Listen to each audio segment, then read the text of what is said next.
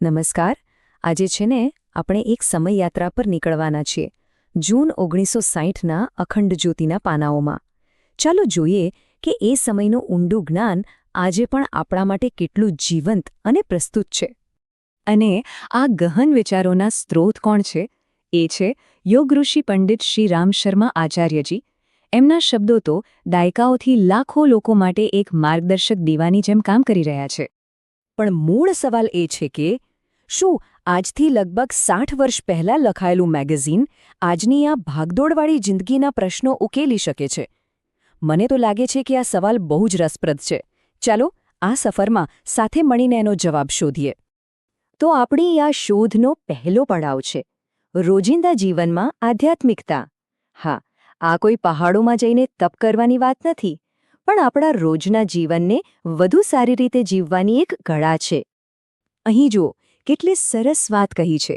આધ્યાત્મિકતા એટલે દુનિયાથી ભાગી જવું નહીં, પણ આપણા રોજિંદા કામને જ પરફેક્ટ બનાવવાની એક રીત. મતલબ કે આપણા દરેક નાના મોટા કામમાં એક દિવ્યતાનો સ્પર્શ ઉમેરવો. આ જ છે સાચી વ્યવહારિક આધ્યાત્મિકતા. પણ આ રસ્તા પર એક મોટું પથ્થર આવે છે, અને એ છે ચિંતા. કૃપયા ગભરાયા મત કીજે લેખમાં આ જ વાત પર ભાર મૂક્યો છે. અને સાચું કહું તો આજે જેને આપણે સ્ટ્રેસ અને એન્ઝાયટી કહીએ છીએ એની જ તો આ વાત છે. અહીં બે અલગ અલગ માનસિકતાની તુલના કરી છે. એક બાજુ છે ડર અને ચિંતા, જે આપણી બધી જ એનર્જીને વેરવિખેર કરી નાખે છે, આપણને કશું કરવા જ નથી દેતી. અને બીજી બાજુ છે શ્રદ્ધા અને શાંતિ, જે એ જ શક્તિને એકઠી કરીને આપણને મજબૂત અને હેતુપૂર્ણ બનાવે છે. એટલે પસંદગી તો આપણે જ કરવાની છે, ખરું ને? તો સવાલ એ થાય કે આ આંતરિક શાંતિ મળે ક્યાંથી? બસ એ જ સમજવા માટે હવે આપણે આગળ વધીએ. વ્યક્તિગત માનસિકતાથી ઉપર ઉઠીને દૈવી શક્તિઓ સાથે કઈ રીતે જોડાવું એ જોઈએ. અને આ જોડાણ માટે આ અંકમાં એક ખૂબ જ શક્તિશાળી માર્ગ બતાવવામાં આવ્યો છે. ગાયત્રી કી 3 મહાશક્તિયાં, એટલે કે ગાયત્રીની 3 મહાશક્તિઓ. તો કઈ છે આ 3 મહાશક્તિઓ? પહેલી છે જ્ઞાનની શક્તિ, જે આપણને સાચું ખોટું સમજાવે છે. બીજી સમૃદ્ધિની શક્તિ, જે ફક્ત ભૌતિક જ નહીં પણ આધ્યાત્મિક ઉન્નતિ પણ આપે છે. અને ત્રીજી છે દૈવી સંરક્ષણની શક્તિ, જે આપણને દરેક નકારાત્મકતાથી બચાવે છે. ખરેખર અદ્ભુત છે આ. અને આ શક્તિઓ સાથે જોડાવાનો સૌથી સહેલો અને સચોટ રસ્તો કયો? એ છે પ્રાર્થના. પ્રાર્થના કા મહત્વ લેખમાં સમજાવ્યું છે કે પ્રાર્થના કોઈ કર્મકાંડ નથી, એ તો સીધો પરમાત્મા સાથેનો સંવાદ છે. આપણા મનને શાંત કરવા અને કૃપા મેળવવા માટેનું એક શક્તિશાળી સાધન. સારું, આપણે અંદરથી તો જોડાઈ ગયા, પણ એ દિવ્યતાને બહારની દુનિયામાં કેવી રીતે પ્રગટ કરવી? એનો જવાબ મળે છે પ્રેમ, કર્મ અને કુશળતામાં. ચાલો એ સમજીએ. આ વાક્ય જુઓ, વિશ્વ પ્રેમ હી ઈશ્વર પ્રેમ હૈ. કેટલું ગહન સત્ય છે આમાં. આનો સીધો અર્થ એ છે કે આખી દુનિયાની સેવા કરવી એ જ ઈશ્વરની સાચી ભક્તિ છે. પ્રેમ કોઈ એક વ્યક્તિ પૂરતો સીમિત નથી, એ તો આખા બ્રહ્માંડ માટે છે. અને આટલા મોટા પ્રેમને વ્યક્ત કેવી રીતે કરવો? એનો રસ્તો છે કાર્યકુશળતા.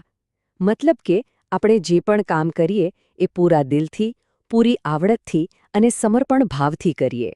અને જ્યારે આપણે આવી રીતે કામ કરીએ છીએ ને, ત્યારે શું થાય છે ખબર છે? આપણું કામ માત્ર કામ નથી રહેતું, એ પૂજા બની જાય છે.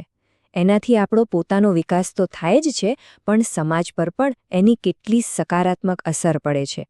સાચું કહું ને તો આવું સમર્પિત કામ જ એક પ્રકારનું ધ્યાન છે. અને હવે આપણે આ આખા વિશ્લેષણના સૌથી શક્તિશાળી અને અંતિમ પડાવ પર આવીએ છીએ. આ માત્ર એક લેખ નથી, પણ એક આહ્વાન છે, એક જાગૃતિનો શંખનાદ છે.